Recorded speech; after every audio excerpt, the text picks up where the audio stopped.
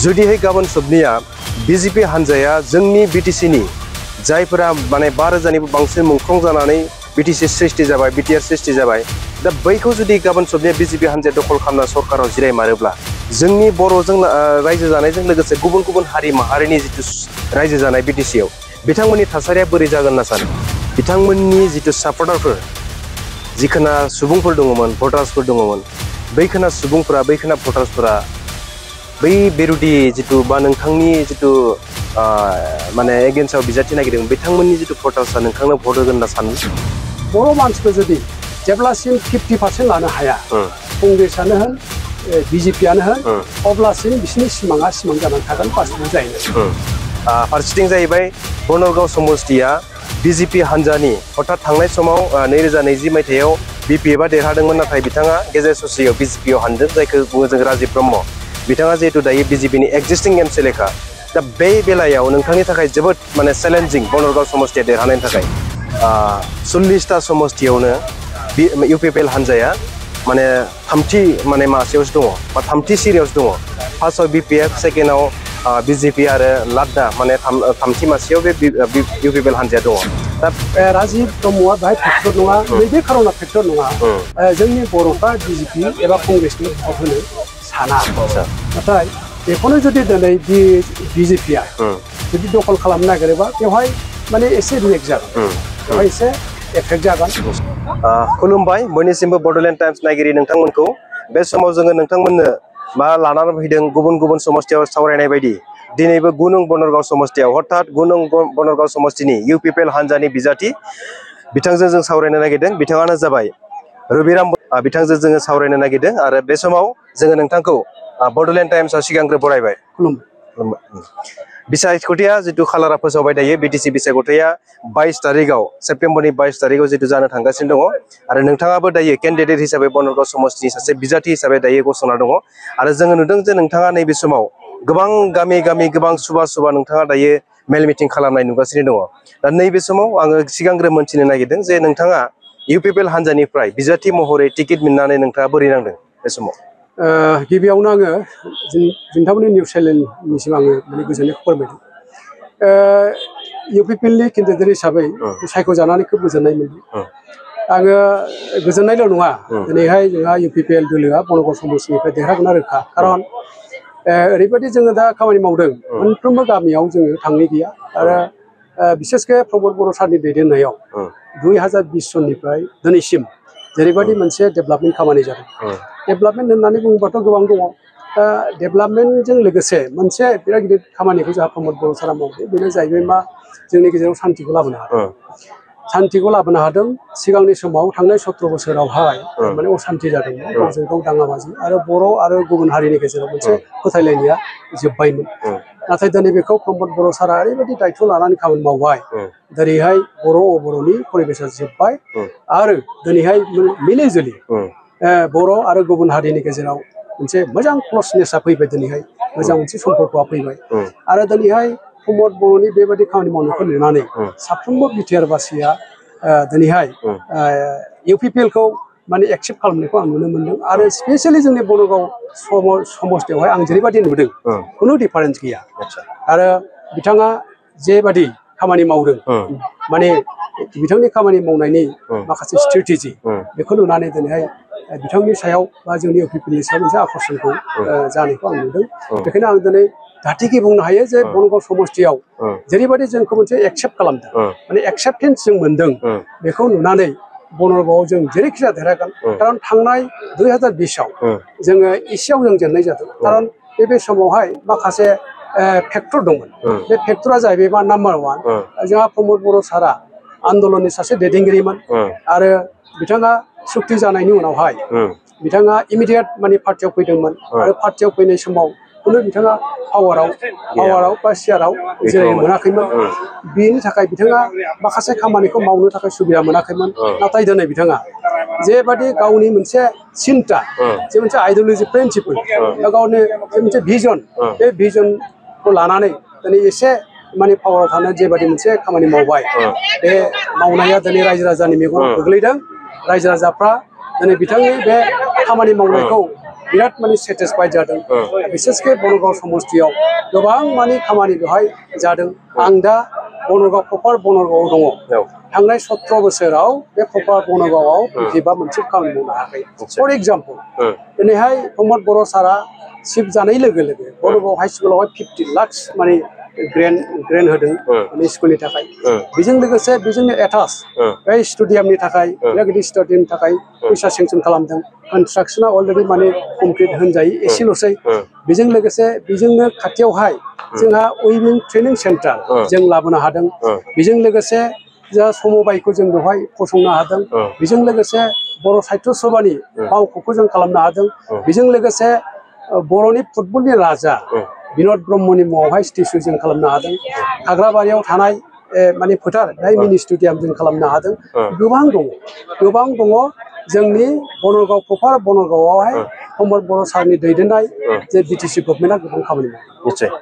बे समाव आङो मोनथिनो नाजागोन जिहेतु नोंथाङा दायो बिटिआर गभर्नमेन्ट बा प्रमद बर'नि सोरखारा मा खामानि मावदों बिनि सायाव नोङो प्राय माने बनगाव समस्थिनि जिथु हिसाब बिनि डाटाखौ जोंनो होबाय आरो आङो आसा खालामदों निश्चय नोंथाङा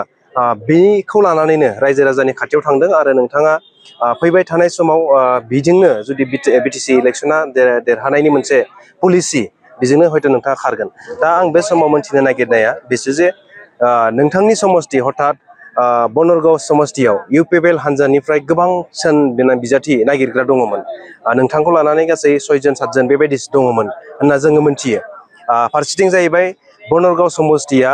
बिजेपि हानजानि हठात थांनाय समाव 2020 मायथाइयाव बिपिएफआ देरहादोंमोन नाथाय बिथाङा गेजेर ससेयाव बिजेपिआव हानदों जायखौ बुङो जों राजिब ब्रह्म बिथाङा जिहेतु दायो बिजेपिनि एक्जिस्टिं एमसिएलएखा दा बे बेलायाव नोंथांनि थाखाय जोबोद माने चेलेन्जिं बनरगाव समस्तिया देरहानायनि थाखाय दा नों बेखौ बबे नोजोरजों लानानै बबे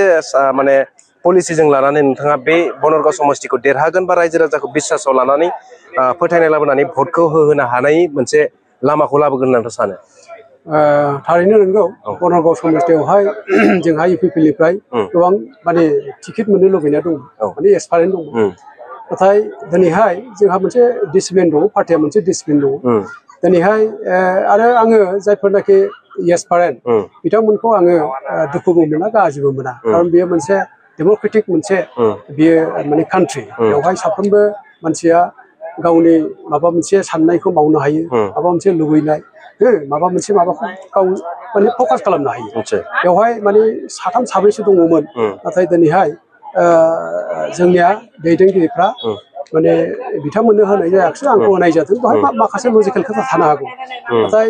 दिनैहाय जोङो दिनै जोङो दिनैहाय मोनसे रेलि खालामदों आरो बे रेलि खालामनायाव जायफोरनाखि एसे टिकेट लुबैदों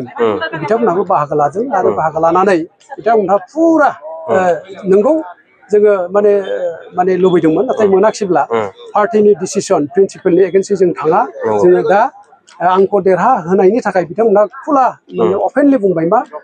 गामि गामि हाबनानै जेसेबां माने गावखौ मोजां मोनग्रा कर्मिफोर दङ बिथांमोनखौ लानानै माने खामानि मावगोन होननानै स्पष्ट भाबै बुंबाय आं बेखायनो दिनैहाय आंहा फोथायो आरो जोंनावहाय मोनसे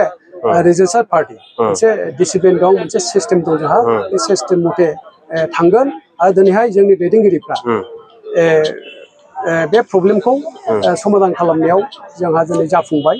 आरो जिखि प्रब्लेम जाया इन्टारनेलि एक्सटारनेलि बेखौ जोंहा जोंनि दैदेनगिरिफ्रा खालामो आरो दिनै माने खालामनो हाबाय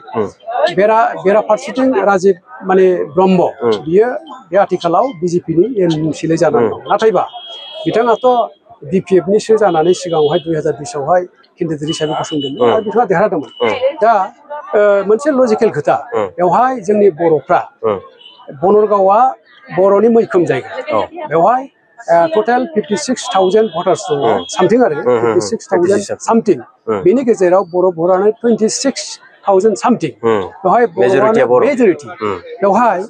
राजिब ब्रह्मआ बेहाय फेक्टर नङा नैबे खार'ना फेक्टर नङा जोंनि बर'फ्रा बिजेपि एबा कंग्रेसनो भट होनो साना बेवहाय माखासे माने लजिकेल खोथा दङ बेखायनो दिनै राजिब ब्रह्मआ हाजार नाजामानो बर'नि भटखौ इसेबां बोनो हानाय नङा गुबुन हारि साफा सानै जेनेबा बेहाय बिजेपि मददगिरि दङ बिथाङा बेखौ मोनगोन नाथायबा इउपिपिएलआबो बेराफारसे 5 बोसोर सरकार दाबाय बे सरकार दानायनि गेजेरजों सरकार सालायनायनि गेजेरजों गोबां माने प्रमद बर' सारा खामानि मावबाय बेवहाय माने गुबुन गुबुन हारि माहारिनि थाखाय बिराद खामानि मावबाय जेनेबा गोरखा भवन सूत्रधर भवन आरो भाई हस भवन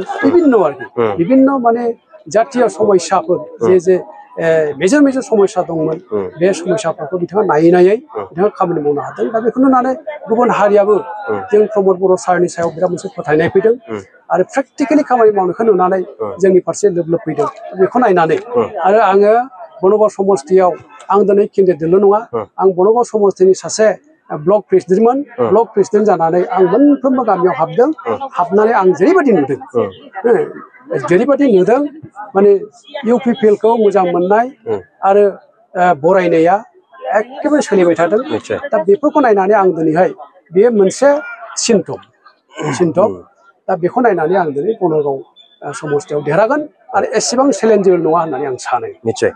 बे समाव आङो मोनथिबावनो लुगैगोन जिहेतु दायो गासैबो राजखान्थि हान्जाफ्रा नैबे बिटिसि बिसायख'थियाव हारसिं गेलेनो नागिरदों इउपिपिएलआबो हारसिं गेलेगोन बिपिएफआबो बिजेपिआबो कंग्रेसआबो बा अन्य दल माने बायदि हान्जाफोराबो दायो हारसिं गेलेनो नागिरदों नाथाय आं बे समाव मोनथिनो लुगैगोन जिहेतु नैबे समाव जोङो गोलाव सम नुवाखैमोन जे नेशनेल पार्टिफ्रा बिटिसिआव दखल खालामनो थाखाय जरदार बेबायदि खामानि मावनायखौ नुवाखैमोन नाथाय नैबे जितु 2025 मायथाइनि जितु बिटिसि बिसायख'थि बे बिसायख'थियाव बिजेपि हान्जाया गोब्राबनो माने बिथांमोना बिटिसिखौ दखल खालामनो थाखाय जुजिदों आरो ओंखायनो आसामनि chief minister doctor Himanta Biswa शर्मानिफ्राय लानानै गासै माने एमएलए मिनिस्टार बिथांमोना बाहागो लाजोबनानै दायो केम्पेइनआव जरदार सोलिगासिनो दङ दा बे बेलायाव जुदिहाय गाबोन सबनिया बिजेपि हान्जाया जोंनि बिटिसिनि जायफोरा माने 5,000निबो बांसिन मुंख्लं जानानै बिटिसि सृष्टि जाबाय बिटिआर सृष्टि जाबाय दा बैखौ जुदि गाबोन सबनिया बिजेपि हान्जाया दखल खालामना सरकाराव जिरायमारोब्ला जोंनि बर'जों रायजो जानायजों लोगोसे गुबुन हारि माहारिनि जितु रायजो जानाय बिटिसिआव बिथांमोननि थासारिया बोरै जागोन होनना सानो थारैनो बेवहाय नेशनेल पार्टिया बेवहाय रुल खालामोबा फिसा हारि माहारिया एसे एफेक्ट जायो बियो नंगौ दा बिटिआरआथ' जोंहा आन्दलननि गेजेरजों मोननाय मोनसे राजनिति बेबस्था आङो सानो दिनैहाय बिटिसि बिटिआर जाबाय बिटिसि माने बिटिडिमोन दा बिटिआर जाबाय बे जिनिसखौ नेशनेल पार्टियाबो एसे रेसपेक्ट होनाया मोजां सनमान होनाया मोजां खारन बेयो मोनसे जागरननि गेजेरजों आन्दलननि गेजेरजों मोननाय बेयो मोनसे राजनिति बेबस्था बे बेबस्थाखौ जों दिनै जोंनि गोग्लैसोनानै थानाय हारिनो मोनसे फिसा राजनिति बेबस्था हिसाबै होबाय बेखायनो बे हारि माहारिनो अन्तत मोनसे इन्डिपेन्डेन्टलि खामानि मावनो सुबिदा होनांगौ नाथाय बेखौनो जुदि दिनै बिजेपिआ जुदि दखल खालामनो नागिरोबा बेवहाय माने एसे रिएक्ट जागोन बेवहाय एसे एफेक्ट जागोन आरो बिथांमोनहा आङो सानो बेवहाय बिजेपिनि अबस्थाया बारा मोजां नङा जायनि थाखाय आसामनि सिएमआ बेहाय गावनो हिमसेल्फ बेहाय माने खामानि मावनो गोनां जादों नाथाय लजिकेल खोथा आं दहायबो बुंदों जे बिटिआरआवहाय माने दा माने उनावहाय समस्थिया बारायगोन नाथाय दा 40टानि गेजेराव माने 30टानो एसटि सिट बेखायनो बेवहाय एसटि होननानै बुङोबा मेक्सिमाम बर' मानसियानो दा बर'आनो मेजरिटि एसटिआनो मेजरिटि दा खोथाया जाहैबाय मा जोंनि बर'आ बिजेपि आरो कंग्रेस फारसे मोखां जाया सासे सानै दङ दा बर' मानसिखौ जुदि जेब्लासिम 50% लानो हाया कंग्रेसआनो होन बिजेपिआनो होन अब्लासिम बिसोरनि सिमां जानानै थागोन बास्तबआव जाहैनो बेखायनो दिनैहाय जोंहा बिजेपिखौ बारा गिनांगौ गैया होननानै आं सानो आरो बेखौ बिजेपिनि दैदेनगिरिफ्रा मिथिगौ आरो मिथिनानै दिनैहाय चिफ मिनिस्टारा दिनै नामायनो गोनां जादों दा नामायदोंबाबो जेबादि मोनसे गेदारिं खालामदों बे गेदारिंखौ लानानै बिथांमोनहा सेटिसफाइड नङा सन्तुष्ट नङा आरो अलरेडि सिङावहाय बबे समस्थियाव गावसिना दुरबल बेखौ बिथांमोनहा फाइन्ड आउट खालामबाय आरो बिथांमोनहा मोनसे इन्टारनेलि जों रिपर्ट मोननाय मथेबा बारा सिटआव देरहाया होननानै बिथांमोनहा सिंगल डिजिटआवसो देरहागोन होननानै बिथांमोनहा मिथिगौ बेखायनो आं सानो बिजेपिआ बेहाय दखल खालामनो हानाय नङा नाथाय बिजेपिआ कंग्रेसआ दखल खालामोबा बेवहाय आन्दोलननि माबाखौ नस्थ' खालामनाय जागोन आं बेखौ सानो। बे समाव आङो जोबथा नोंथांनि सोंथि बा मोनथिनो लुगैबावगोन जिहेतु दायो नोंथांमोननि हान्जा बा इउपिपिएल हान्जाखौ बिपिएफनि माने बिटिसिनि मोनसे रिजनेल पार्टि सिनियर माने बिथांमोना बे बिपिएफनि राजखान्थि हान्जानि जिथु आफादगिरि हाग्रामा महिलारि बिथाङा बुंबाय थादों 40टा समस्थियावनो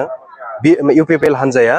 माने थामथि माने मासेयावसो दङ बा थामथि सिरियावसो दङ। फार्स्टआव बिपिएफ, सेकेन्डआव बिजेपि आरो लाद्दा माने थामथि मासेयाव बे इउपिपिएल हान्जाया दङ। दा बे बेलायाव नोंथांमोना माबायदि नोजोरजों नायो? बियो माने बिपिएफनि आफादगिरि हाग्रामा महिलारिनि मोनसे प्रपागान्दा। बेयो माने राजनितियाव प्रपागान्दा सोलियो। दा माबाया ग्राउन्ड लेभेला मा बुङो, ग्राउन्डनि पिक्सारा मा बुङो? ग्राउन्डनि पिक्सारा हाग्रामा बुंनायनि अपोजिट। दा जों जेरै नुदों मोनफ्रोमबो समस्थियावनो इउपिपिएलनि फारसे लोब लोब रायजो राजा, बिपिएफनि मानसिफ्रा जोंनाव जयेन जादों, बिजेपिनि मानसिफ्रा जोंनाव जयेन जादों। बेनो मोनसे फोरमान खालामो जे हाग्रामाया दिनैहाय बुंनांगौनि नामाव बुंदों, बुंनांगोन नामाव बुंदों। बिथाङा गोबां गावनि कर्मिफोरखौ गोसो बायजानो गिनानै मेल मिटिं खालामदों, नाथाय बे मेल मिटिंआव साफिसियेन्ट माने गेदारिं जानो हायाखै। आरो दहाय जे होनदों जे इउपिपिएलआ थार्ड पजिशन, बेयो जाहैबाय मोनसे प्रपागान्दा। बे प्रपागान्दानि अनगायै जेबो नङा, माने अप्रप'जार बियो। दा आंनि नुनायावहाय हाग्रामाया सिंगल डिजिटआवसो फैनो हागौ, सिंगल डिजिटआवसो फैनो हागौ। दिनैहाय हाग्रामाया बोरै शक्तिशालि जानो? हाग्रामानि आगदा आखि दैदेनगिरि चन्दन ब्रह्म, बिथाङा दिनै माने बिथांजों गैला, इउपिपिएलआव फैबाय। खाम्फा बरगयारि बिथाङाबो फैबाय इउपिपिएलआव, हितेश बसुमतारी आरो गोबां दं, गोबां दैदेनगिरिफ्रा जोंनि इउपिपिएलआव जगदान जाबाय। बिथाङा सोरखौ लानानै माने देरहानो हागोन? आरो दिनै माने खाम्फायाबोथ' बिराद गिदिर सासे बिपिएफनि माने दैदेनगिरिमोन, चन्दन ब्रह्मआबो। दा बेफोर माखासे लजिकेल खोथा दं। दा बेफोरखौ नायनानै हाग्रामा जेखि दल दामा मानो बे हाग्रामाया बुंनांगौनि नामाव बुंदों, गावनि कर्मिफोरनि गोसोफोरखौ हमथानो थाखाय बुंदों। दा बिथाङा प्रेक्टिकेलि बिथाङा बारा देरहानाय नङा, सिंगल डिजिटआव। निश्चय। जोबथा मोनसे सोंथि, जायफोरा नोंथांनि समस्ति इउपिपिएलनिफ्राय बिजाथि नागिरदोंमोन, जिहेतु बिथांमोना टिकेट मोनासै, बिथांमोननि जिथु सापर्टारफोर, जिखोना सुबुंफोर दङमोन, भटार्सफोर दङमोन, बैखोना सुबुंफोरा, बैखोना भटार्सफोरा बै बेरुदि जिथु बा नोंथांनि जिथु माने एगेन्स्टआव बिजाथि नागिरदों, बिथांमोननि जिथु भटार्सआ नोंथांनो भट होगोन होनना सानो ना? आं दहायनो होनदों जोंनाव मोनसे पार्टियाव जोंनि पार्टियाव मोनसे डिसिप्लिन दङ, आरो अलरेडि जों रायलायबाय। आरो जायफोरनाखि टिकेट बिदोंमोन बिथांमोनहाबो गावसोरनि टिकेट बिनायखौ खुला खुलि बुंबाय। आरो दिनैहाय जुदि सेन्ट्रेल कमिटिया जुदि बा दैदेनगिरिफ्रा जुदि बुंबायबा बिथांमोनहा मानिनांगोन होननानै अलरेडि गावसोरनो एग्रि जाबाय। आरो गावसोरखौ मदद होग्रा माखासे कर्मिफोरखौ बिथांमोना कनभिन्स खालामगोन होननानै बुंनाय जाहैबाय। आरो कनभिन्स खालामनो थाखाय माने गावसोरनो रल लागोन होननानै बुंबाय। बेखायनो बेखौ नायनानै आरो आंबो रायलायदों जोंनि माखासे टिकेट बिग्रा जोंनि मानगोनां माने बिथांमोनजों आं रायलायदों। बिथांमोनहा मोनसे खोथा होदों जे थारैनो नंगौ, जे नंनायाथ' सासे कर्मि हिसाबै टिकेट बिनाया नंगौ, जुदि होआखैबा दिनै माथो खालामनो? बेखायनो गोजौनि दैदेनगिरिफोरनि जा मोनसे बोसोन जों बेखौ लानानै खामानि मावनांगोन। खारन बेयो मोनसे जुजिनायसो, बियो मोनसे जुद्धसो, न्याय अननायनि जुद्ध आरो डेम'क्रेटिक मोनसे माबाखौ रैखा खालामनायनि मोनसे जुद्ध। बेखायनो जों दिनै मानिनांगोन होननानै बिथांमोना गावनो माने एग्रि। आरो लोगोसे गावखौ मोजां मोनग्रा रायजो राजा कर्मिफोरखौ बिथांमोना बुजायगोन होननानै बुंनाय जाहैबाय। आरो आं नुनायाव माने बिथांमोनहा बुजायनायनि खामानिखौ आरम्भ खालामबाय। दा बे हिसाबै आङो मेनेज खालामनो हागोन बा देरहागोन होननानै आं फोथायो। निश्चय जोङो नोंथांजों जि सावरायनाय हाबाफारि, दान्दिसे सम सावरायनाय हाबाफारि, जों बेखौ फोजोबनो नागिरबाय। जोङो आसा खालामबाय, मिजिंथिबाय 9 नं बनरगाव समस्तियाव इउपिपिएल हान्जाया खेबसेबो देरहानो हायाखै। नोंथाङा नैबे बार' सेकेन्ड टाइम जितु बिजाथि हिसाबै गसंनाया, आरो फैबाय थानाय समाव 2025 मायथाइनि सेप्तेम्बर दानाव आरो 22 सेप्तेम्बराव जितु जानो गोनां बिटिसि बिसायख'थि, बेहाय नोंथाङा देरहासार जाथों आसा खालामदों, मिजिंथिदों। नोंथाङा बर'नि हारिनि अनगायैबो गुबुन गुबुन हारि माहारिनि जाहाथे नोंथाङा फैबाय थानाय समाव प्रमद बर'नि सोरखार दानायाव अंखिदार जानानै एमसिएलएआनो जा इएम महरैनो जा नोंथाङा खामानि मावनो हागोन, बेखौ मिजिंथिबाय। आरो नोंथांखौ जोङो बड'लेण्ड टाइम्सनिफ्राय टिमनि जानानै आरो गासै रायजो राजा बड'लेण्ड टाइम्स नायगिरि जानानै नोंथांखौ जों कंग्रेचुलेसन होबाय सिगांग्रो आरो आसा खालामबाय मिजिंथिबाय नोंथांखौ जोङो फैबाय थानाय समाव सासे बिटिसिनि प्रतिनिधि हिसाबै जोङो लोगो मोनगोन बेखौ मिजिंथिबाय बे समाव दिनैनि जि सावरायनाय हाबाफारि बेखौ फोजोबबाय थेंक इउ